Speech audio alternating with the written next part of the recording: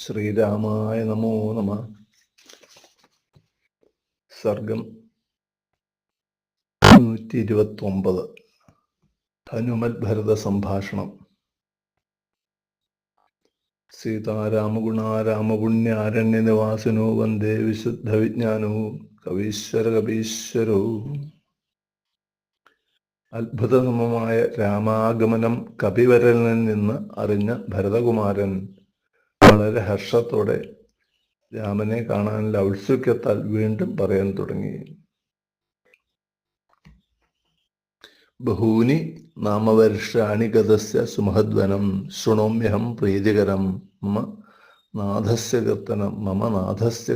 എൻ്റെ നാഥന്റെ കീർത്തനം ദാ ഞാൻ കേൾക്കുന്നു. എത്രയോ വർഷമായി പോയിട്ട് വനത്തിലേക്ക്, എന്നിട്ട് അപ്പോഴാണ് ഞാൻ ആ കീർത്തനം കേൾക്കുന്നത്. ഇപ്പം എനിക്കൊരു കാര്യം ഉറപ്പായി, ഒരുവന് 100 വർഷം കഷ്ടപ്പെട്ട് ജീവിതം അനുഭവിക്കേണ്ടി വന്നാലും 100 വർഷം കഴിഞ്ഞാലും ഒരു ആനന്ദം അവനും വന്നു ചേരും എന്ന് എനിക്ക് മനസ്സിലായി. ഇവിടെ 100 വർഷം ഒന്നുമില്ലെങ്കിലും ഒരു ഇതായിട്ട് പറയുകയാണ്, ഒരു 100 വർഷം ഒരാൾ ബുദ്ധിമുട്ടിയാലും ഒരു ആനന്ദം അവന് വരും എന്നുള്ളൊരു തത്വം പറയാണ്. എന്നിട്ട് വീണ്ടും ബ്രാഹ്മണ വേഷധാരിയായ ഹനുമാനോട് ചോദിക്കുകയാണ്, രാഘവനായ ജ്യേഷ്ഠന് വാനരന്മാരും ഒത്ത് എവിടെ വെച്ചാണ് കൂടിച്ചേരലുണ്ടായത്? ഇത്രയും കേട്ടപ്പോൾ ഹനുമാൻ ആ പുൽപ്പായിലൊന്ന് അമർന്നിരുന്നു. എന്നിട്ട് പറയാണ്, ഞാൻ പറയാം.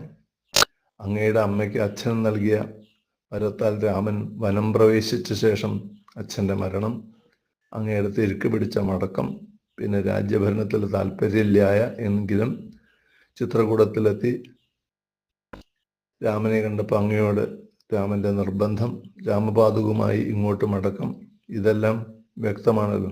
അതിനുശേഷമുള്ള വനത്തിനുള്ളിൽ നടന്ന വൃത്താന്തമാണ് ഞാൻ ഇനി ഇവിടെ ഓരോന്നായി പറയാൻ പോകുന്നത്. അങ്ങനെ ഒരു മഹാരണ്യമായ ദണ്ഡകാരണ്യത്തിലേക്ക് പ്രവേശിച്ചു.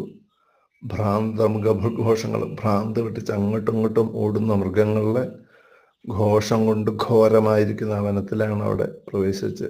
അപ്പം അലറുന്ന ആനയെ പോലെ വന്ന വിരാധനെ അങ്ങയുടെ ഏട്ടനും അനിയൻ ലക്ഷ്മണനും കൂടി കുഴിച്ചിട്ട് കൊന്നു. പിന്നെ ശരഭംഗാശ്രമത്തിലേക്ക് കടന്നു. ശരഭംഗ മഹർഷിയുടെ മോക്ഷം അവർ കാണുണ്ടായി. അപ്പോഴും സകല മുനിമാരും വന്നറിഞ്ഞു. സകല മുനിമാരെയും ഇവർ 3 പേരും പോയി കണ്ടു. എന്നിട്ട് അവിടെ വെച്ചിട്ട് രാക്ഷസന്മാരുടെ ശല്യമാണെന്ന് പറഞ്ഞപ്പോൾ അങ്ങയുടെ ആ വളരെ വീര്യവാനായ ഏട്ടൻ അവിടെ വെച്ച് പ്രതിജ്ഞ നടത്തുകയാണ്, രാക്ഷസന്മാരുടെ ശല്യം തീർത്തുകൊള്ളാമെന്ന് ആ മഹർഷിമാർക്ക് പ്രതിജ്ഞ കൊടുക്കുകയാണ്. പിന്നീടാണ് ജനസ്ഥാനത്തിൽ വന്ന് താമസിക്കുന്നത്. അവിടെ ശൂർപ്പണഖ വരുന്നു. 14,000 അരക്കന്മാരെ പകലിൻ്റെ 1/4 ഭാഗം കൊണ്ട് അങ്ങയുടെ ജ്യേഷ്ഠൻ ഒറ്റയ്ക്ക് നിന്ന് എതിർത്ത് കൊല്ലുന്നു. ആ കാമാതുരയായ ശൂർപ്പണഖ രാവണനെ ചെന്ന് പ്രലോഭിപ്പിക്കുന്നു. അങ്ങനെ മാരീചൻ വന്ന് മാരീചൻ്റെ മായാമൃഗത്തെ കണ്ട് സീത മോഹിച്ച് ശ്രീരാമനെയും പിന്നെ ലക്ഷ്മണനെയും പുറത്തേക്ക് വിട്ട നേരത്ത് ദേവിയെ അപഹരിക്കുന്നു. ദേവിയെ കൊണ്ടുവന്ന് ഞങ്ങൾ ഋഷ്യമൂകാചലത്തിന് മുകളിൽ നിന്ന് ഞങ്ങൾ കാണുന്നുണ്ടായി. പക്ഷെ ഞങ്ങൾക്ക് അന്ന് മനസ്സിലായില്ല എന്താണെന്നുള്ളത്. ആ ദേവിയാകട്ടെ സ്വർണമയമായ ലങ്കയിൽ അന്തപുരത്തിലേക്കൊന്നും കടന്നില്ല. പുല്ല് മാതിരി രാവണനെ പുല്ലിനോട് ഉപമിച്ചുകൊണ്ട് സംസാരിക്കുകയാണ് ചെയ്തത്. അപ്പം നേരെ അശോകവനികയിൽ കൊണ്ടിരുത്തി രാവണൻ.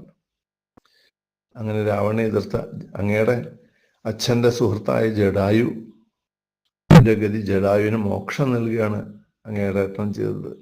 പിന്നീട് ആ 2 സഹോദരന്മാരും ഗോദാവരി മുഴുവൻ തെരഞ്ഞു നടന്നു. അപ്പോഴാണ് കബന്ധൻ എന്നൊരു പ്രത്യേക രാക്ഷസനെ കണ്ട് അവനെ മോക്ഷം കൊടുത്ത് ആ കബന്ധന്റെ വചനം കൊണ്ട് ഋഷ്യമുഖത്തിലെത്തി സുഗ്രീവനുമായി സഖ്യം ചെയ്തു. മഹാബലശാലിയായ ബാലിയെ വധിച്ചു.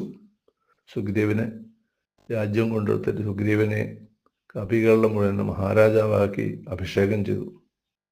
പിന്നെ ഞങ്ങൾ 100 കോടിയോളം വാനരന്മാർ ഭൂമുഖത്തു നിന്ന് പലതിക്കുന്നും വന്ന് തിരയാൻ തുടങ്ങി. അതിൽ തെക്കോട്ട് പോയ കൂട്ടത്തിലാണ് ഞാനൊക്കെ പെട്ടത്. വിന്ധ്യാടവിയിൽ കുടുങ്ങി ഞങ്ങളുടെ സമയം മുഴുവൻ കളഞ്ഞു. സമയം മുഴുവൻ പോയി. ഞങ്ങൾ നിരാശരായ സമയത്ത് ഈ ജഡായുവിൻ്റെ ജ്യേഷ്ഠൻ സമ്പാദി പറഞ്ഞ വാക്ക് അനുസരിച്ച് ഞാനാകട്ടെ സ്വന്തം വീര്യം വീണ്ടെടുത്ത് അങ്ങനെ കടൽ കടന്ന് അശോകവനിയിലെത്തി ദേവിയെ കണ്ട് ദേവിക്ക് അടയാളമോതിരം കൊടുത്ത് അടയാളമണി ചൂടാമണി സ്വീകരിച്ചതാ ഞങ്ങളുടെ ജ്യേഷ്ഠൻ്റെ മുമ്പിൽ ഏൽപ്പിച്ചപ്പോൾ എല്ലാവരും പിന്നെ ഇനി എന്താ ചെയ്യണ്ടേ എന്നുള്ളൊരു രൂപമായി. അങ്ങനെ സമുദ്രത്തിനെ തോൽപ്പിച്ച് വരുണനെ പോലും തോൽപ്പിച്ച് നളൻ സേതു കെട്ടി.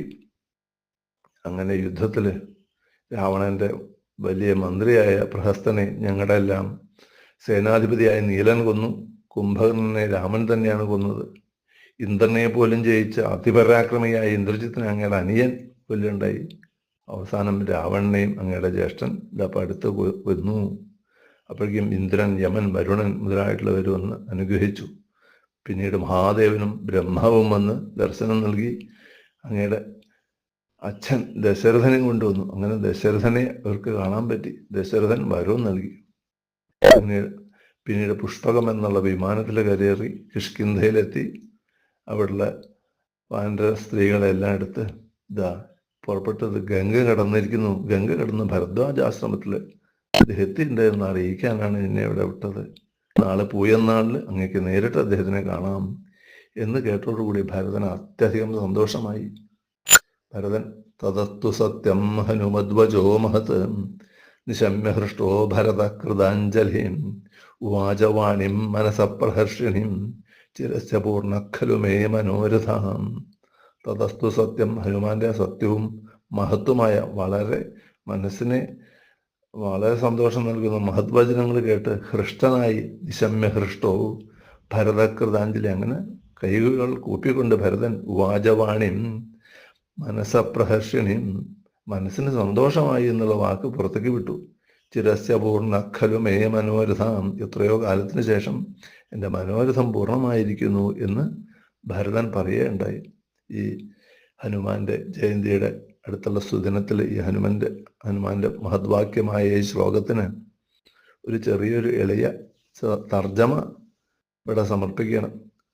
തതസ്തു സത്യം ഹനുമദ്വജോ മഹൽ നിശമ്യ ഹൃഷ്ടോ ഭരതകൃതാഞ്ജലിൻ.